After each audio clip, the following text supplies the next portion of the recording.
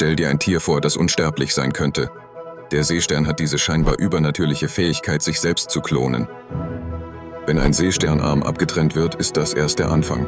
Aus diesem Arm wächst mit der Zeit ein vollständig neuer Seestern. Diese Art der Fortpflanzung heißt Fragmentation. Es ist eine Form der asexuellen Vermehrung, die bei Seesternen ganz natürlich abläuft.